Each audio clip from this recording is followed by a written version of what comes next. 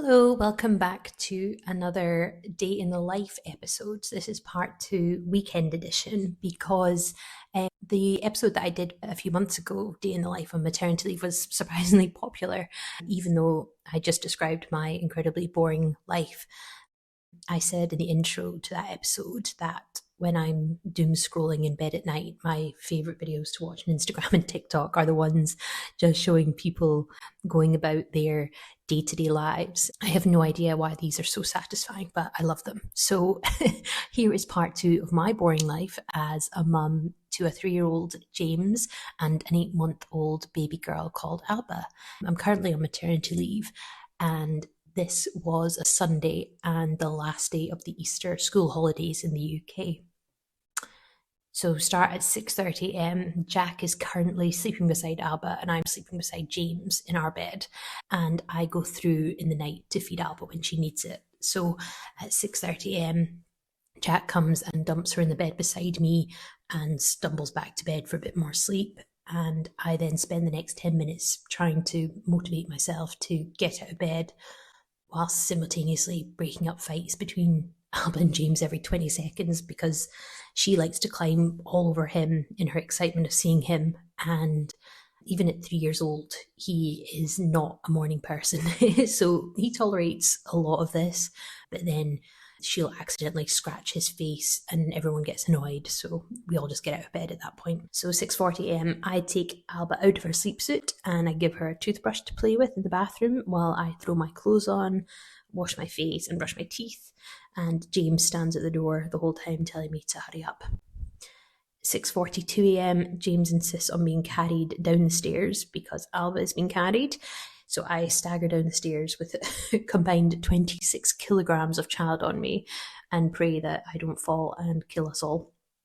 6:43 a.m., I change Alba's nappy and start making porridge for the two of them and a coffee for myself. 7 a.m., wrestle Alba into her high chair and her coverall bib. She absolutely hates getting in the high chair, even though she loves eating. So this always takes about 5 minutes. And then I put an extra bib over the top. She immediately puts her hand in the porridge and then rubs it in her hair. Both kids eat their porridge and I have my coffee for a few minutes whilst working up the energy to get a cloth and clean up Alba, which she also hates. 7:15, I get Alba dressed. I take a break at this point for a few minutes because I'm absolutely sweating already. Don't need to do a workout in the morning because honestly it takes so much energy just getting two kids breakfast and into their clothes. I get James into his clothes using the TV show number blocks as bribery.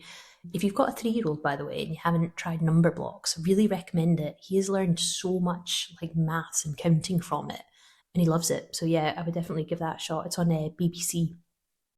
7:30 a.m., Jack comes downstairs with his and Alba's bed sheets and I put them on as the first load of laundry for the day. 8:30 a.m., Jack and James leave to go to James's swimming lesson, which is just up the road. Usually I go and it's like our thing to do together for a bit of one-on-one time, but Jack hasn't been for a while and he wanted to go. So it's a really beautiful and sunny day here this morning. So I make a second coffee and I put Alba in her pram and we go out for a walk for her first nap. And she falls asleep really quickly and I give my parents a call and just walk for an hour doing laps around the block. 9:30 a.m., I hang up the first load of washing outside. 9:45 a.m., Jack and James come home and me and Alba jump in the car and we go to our friend's house who have a 3-year-old boy as well, and we go via the local shop and get croissants and orange juice en route. 10 a.m. and the kids are happy playing with all the new toys, so we get to sit and drink tea until we are dragged into playing bad guys. I have to stand in the garden under the tree, which is jail, and try to escape every few minutes and then they drag me back. My friend makes me a gorgeous salmon bagel with cream cheese. At 12:30 p.m, Alba is getting tired, so we head home. She falls asleep in the car, so we carry her upstairs in her car seat, hoping she'll stay down. I put on a second load of washing and Jack heads out for a run, and then I cut up a watermelon for James. 12:50, Alba wakes up from her sleep as soon as Jack has left for his run, which is what always happens. I bring her downstairs and make cheesy baked beans with pita bread for the kids' lunches. Neither kid eats much. James is full of watermelon and peeing every 10 minutes. Alba is cutting her third tooth in the past 2 weeks. So she's refusing to breastfeed and just wants to pick at things in my hand like a bird. They still manage to make a huge mess, even though no one eats anything. And then James goes back to playing, and I strap Alba back in her high chair and load her up with a bunch of plastic kitchen gadgets to try and keep her entertained for 15 minutes while I make baby muffins from a recipe I found online with apples, bananas, and carrot. I think they were called ABC muffins. They turn out pretty good, and Alba eats two. James is very happy helping me by putting the muffin cases in the tray in all the different colours.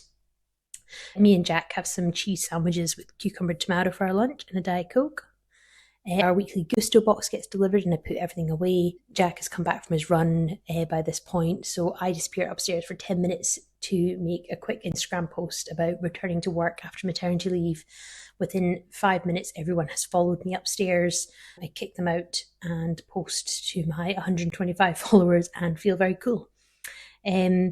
I have a mooch about in the garden and play with James's number blocks, which is, like I said, it's been his favourite toy for weeks now. I get ordered to make all the different shapes and none of them are correct. He demands the face pieces of 24 different number blocks and I have to rummage about endlessly in this Tupperware box that we keep them in. Then I call the hotel my friend is getting married at in August and book a hotel room, and I put away yesterday's laundry.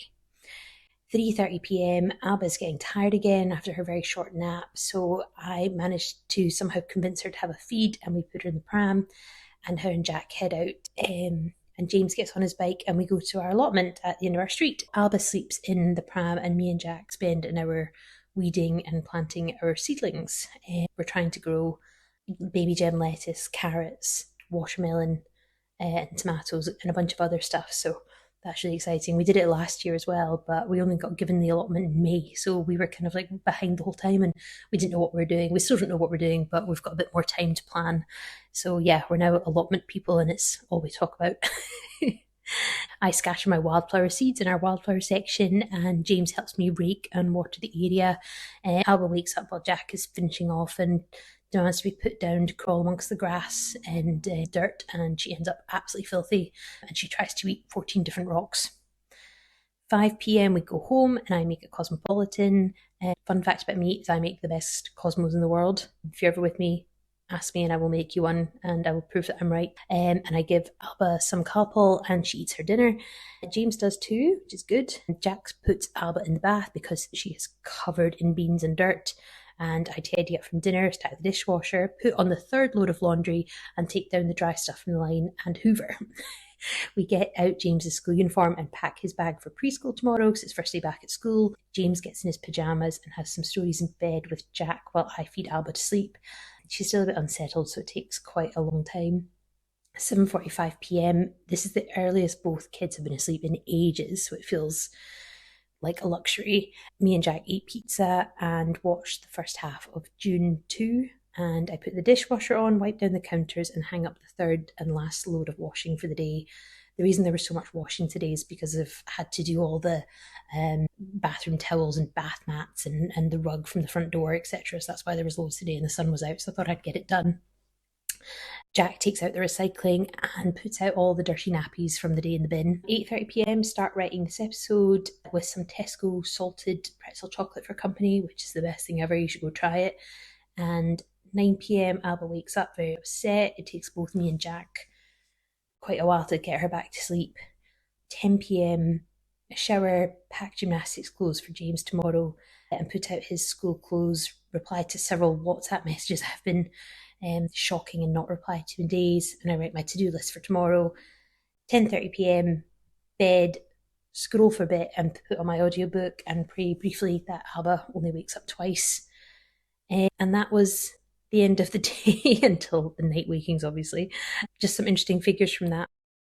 My total step count for the day was 16,000 steps. Money spent, so swimming lessons are £10.50 a week. Croissants and orange juice was about £11.50, and our weekly gusto was about £45. And again, I mean, if you've listened to the first episode of my day in the life, I talk about in that how I usually get to the end of the day and, you know, when I'm getting ready for bed, I kind of feel like I've not done very much, I've not accomplished things, there's still loads of things on my to-do list, and I always feel guilty that I haven't spent as much time with either children, or I worry that I've been prioritizing housework or admin stuff over spending time with the kids, or I've spent more time with one kid than the other, and I never feel like I've got the balance right. And yeah, I mean, this day was similar. I think the thing that struck me when I started writing all this out at the end of the day was I, I actually thought this was quite a relaxing day and we didn't do very much. And it just made me reflect on, the Sundays that I would spend pre kids, when I would get out of bed at 10 a.m., go for lunch with a friend, lie on the couch all afternoon reading a book or watching TV. And I would think I was busy if I went to the shops for to get some food and did a load of washing, and it's just unreal how it changes, and about how it just literally does not stop ever. I think if you didn't have kids, you would listen to this day and think, oh my God, like that is just a crazy amount of stuff to get done in a day. But I know that obviously it's parents and mums who listen to this, and I'm sure all of you would listening would think, yeah, that sounds like a pretty average day, all the things that you have to get done. Yeah, so again, I don't know, maybe people find this interesting. This is what we get up to. This would be a fairly typical Sunday for us, I would say. Usually try to see a friend, usually go swimming with James, and yeah, just trying to get on top of all the stuff that needs to be done day in, day out.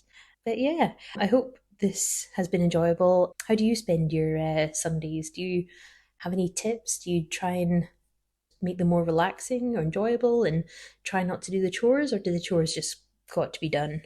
Let me know. And thanks so much for listening. And if you haven't already, I really appreciate it if you follow 10,000 Steps with Baby on whichever podcast platform you're using, and also on my Instagram. All right, thank you very much. See you next week.